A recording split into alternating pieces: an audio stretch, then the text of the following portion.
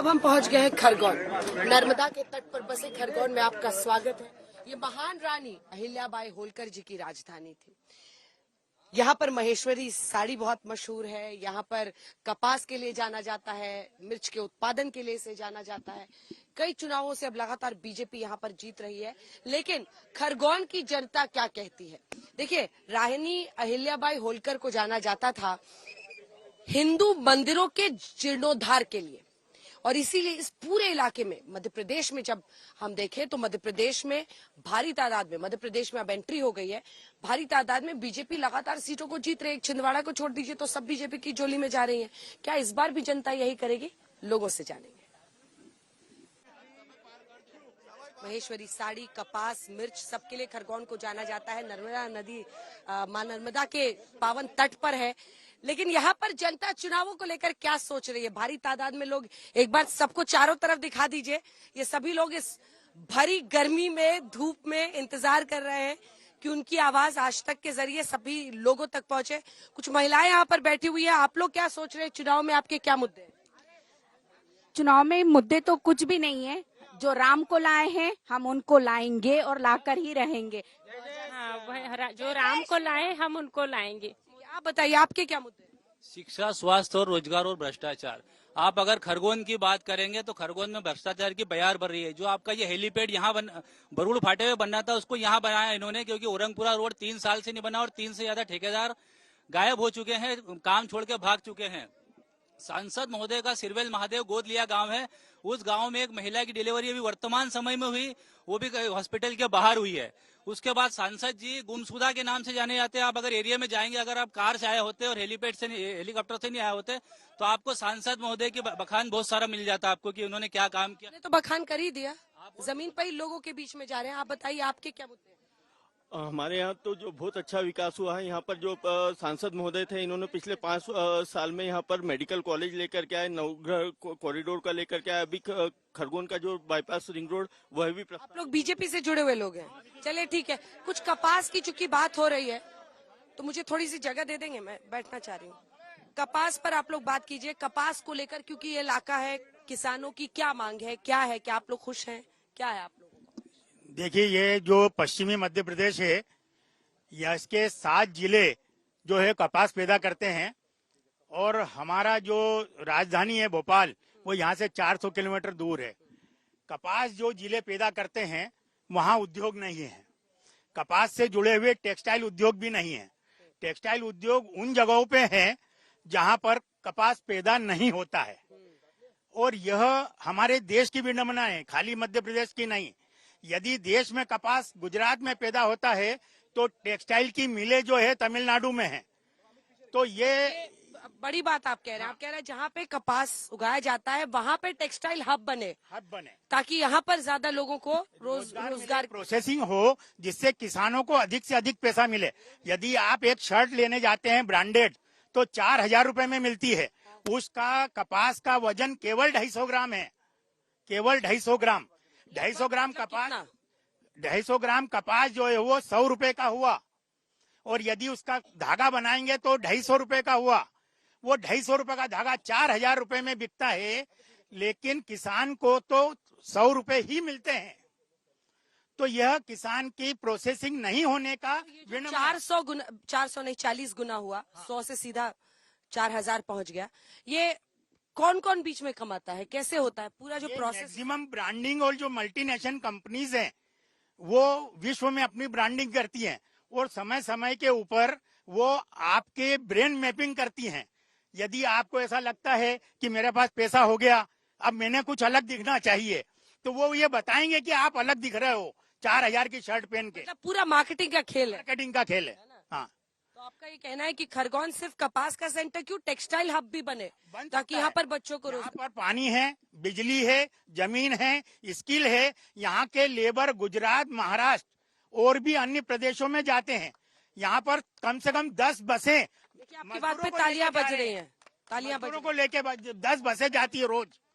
मतलब हमारे पास सब कुछ साधन है, लेकिन नहीं है तो हमारी इच्छा शक्ति, हमारे नेतृत्व की इच्छा शक्ति, यदि यहाँ पर कॉलेज आता है तो वो बड़े नेता अपने क्षेत्र में ले जाते हैं और यहाँ के नेता कह नहीं पाते क्योंकि अगली बार टिकट नहीं मिलेगा। और रिपोर्ट कार्ड दिखाना रहता है, रिपोर्ट कार्ड दिखाना रहता है।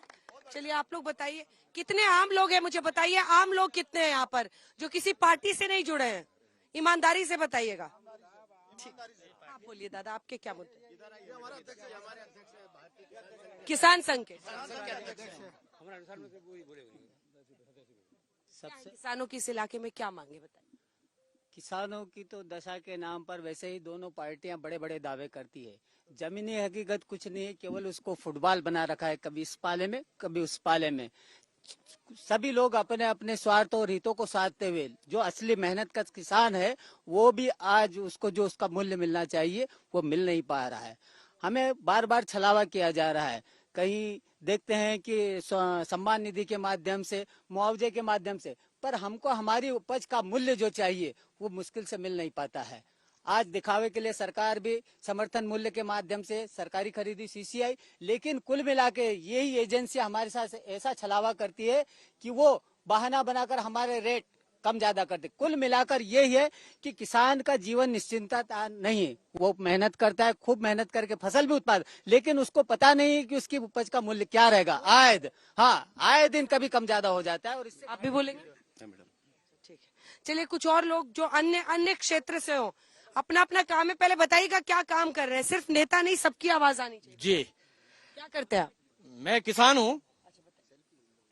अभी आज के चुनाव में जो है, अभी चुनाव का मौसम चल रहा है और भारत की जनता केवल आपके टीवी को देखकर यदि निर्णय ले तो अभी जो घटनाएं घटी है उसके माध्यम से यदि निर्णय ले तो एक तरफ सीएए लागू हुआ, राम मंदिर निर्माण हुआ और बहुत धारा 370 लागू हुआ, लेकिन कांग्रेस कहती है कि हम आएंगे तो इन सब को खत्म कर देंगे। क्यों खत्म कर देंगे? क्या मंदिर निर्माण को ध्वस्त करके फिर से बाबरी मस्जिद बनाएंगे? इस प्रकार की घटना घटेगी तो क्यों आखिर कांग्रेस को वोट दे? नहीं देना चाहिए, नहीं देंगे, नहीं देंगे। जब टूटने लगे हौसले, शायरी आ रही है चाचा।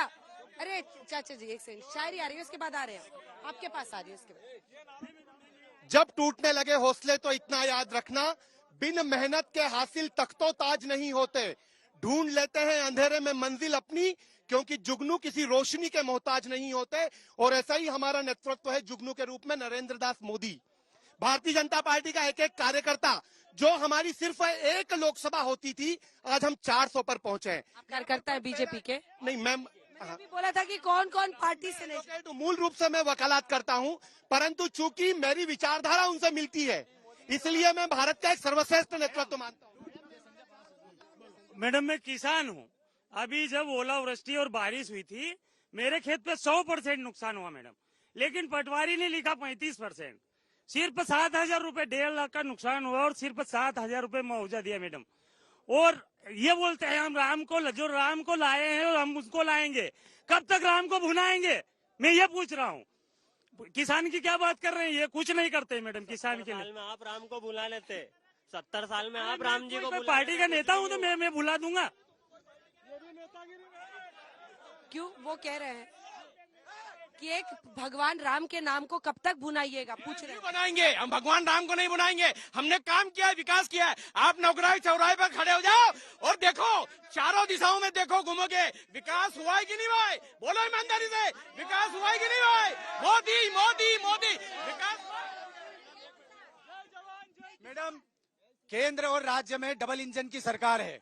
एक इंजन की वैधता खत्म हो गई है, वैलिडिटी इज एक्सपायर्ड, और दूसरा इंजन धक्के मुक्के से चल रहा है, रिपेयर से मतलब कर्जा ले लेकर चला रहा है सरकार। और ऊपर से मंच के माध्यम से बोलता है कि हमारे पास धन की कोई कमी नहीं है।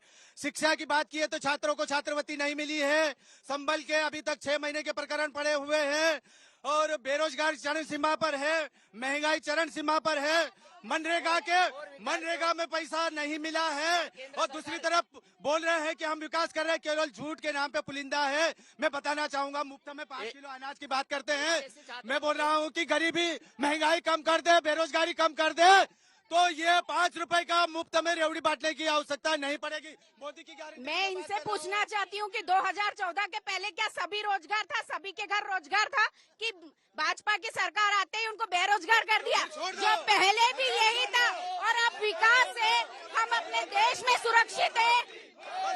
मोदी मोदी मोदी। आज जैसे ST/SC के छात्रों को अभी तक 2-2, 3-3 साल हो गए कॉलेजों में पढ़ रहे हैं, बाकी अभी तक छात्रवृत्ति नहीं मिल रही है। उनका मतलब भविष्य खराब हो रहा है। नहीं, उनके युवाओं के लिए रोजगार की बात कर रहे हैं। और ये बीजेपी के कार्यकर्ताओं द्वारा अना सना बोले जाता है कि 400 पार। इनको क्या पहले से पता रहता है कि हमारे सांसद जीत रहे हैं? क्या इनके वो कह रहे हैं कि कैसे आपको पता है पहले से कि 400 पार होने वाला है? 400 पार होने वाला है, पहले से कैसे पता, ये पूछ रहे हैं। देश की जनता जो जिस प्रकार का मन बना चुकी है नरेंद्र मोदी जी के लिए, इस देश में पूरा वातावरण निर्मित हो गया है।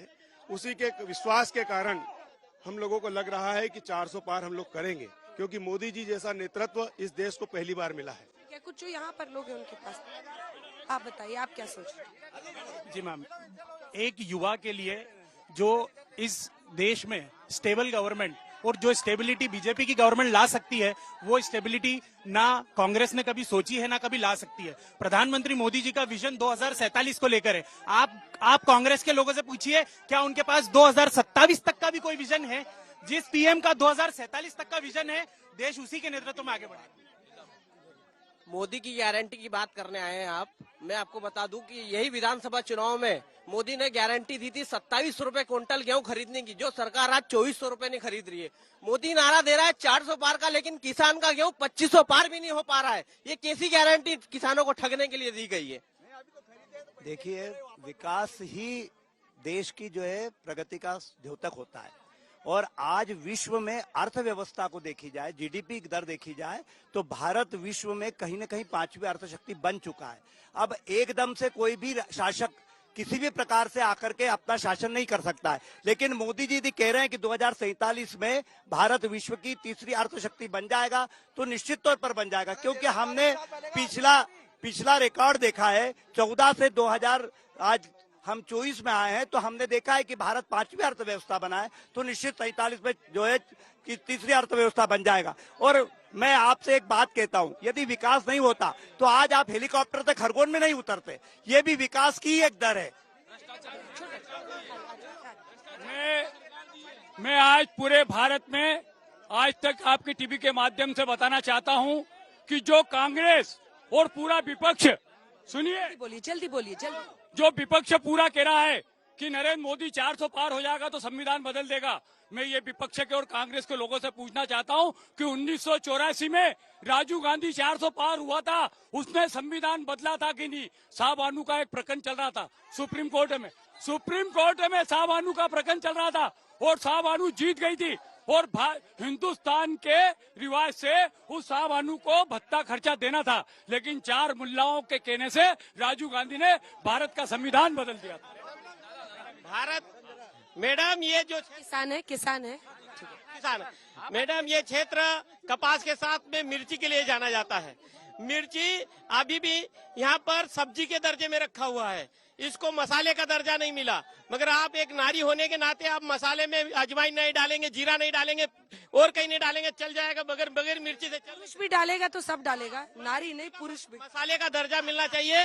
भारत में भारत की सरकार नहीं है, कंपनियों की सरकार है। और पूरे भारत के अंदर चाहे कांग्रेस हो, किसी ने आगे किसी ने पीछे खून बहाया जनता का, घर से लेकर कफन तक नीलाम कराया किसान का। वोट बैंक की खुली लड़ाई, गद्दारों का मेल, यहाँ लोकतंत्र के आस्तीन में बैठे ये वो काले सांप बने। अरे अंग्रेज तो बस अंग्रेज थे, ये अंग्रेजों के बाप बने। अंग्रेज जैसे नहीं थे मैडम, ये हमारे देश की व्यवस्था में बैठे लोग अंग्रेजों को भी बहुत पार कर चुके हैं। इस जिले में पानी का इतना अभाव है, ये इंटरनेट नहीं है। सिरवा में यहाँ पर महादेव है, महादेव हिंदुत्व की सरकार है, वहाँ इंटरनेट नहीं है। किसान का 1,63,000 का लोन, अगली हनुमान जयंती कल आ रही है। भारत पिता सक्रिया का झाबुआ डिग्री निकालकर 13,000 के लिए 6 एकड़ जमीन का इसी खरगोन जिले में नीलामी करती है। के सामने रेल लाइन की प्रमुख मांग है। संघ के पूर्व प्रचारक दामोदर अग्रवाल जी ने भी रेल लाइन को लेकर नर्मदा ताप्ती नर्मदा रेलवे लाइन है उसको लेकर भी लगातार दिल्ली सांसद गजेंद्र सिंह पटेल के साथ भी गए थे, लेकिन कुछ नहीं हुआ। ठीक है, चलिए तालियों के साथ बहुत धन्यवाद। खरगोन की जनता, इतनी धूप में आप लोग आए। अब सवाल यही है कि इनके मुद्दे टीवी के जरिए, आज तक के जरिए सामने उठे हैं। आइए अब यहाँ से सीधा रवाना होते हैं खरगोन से खांडवा के लिए।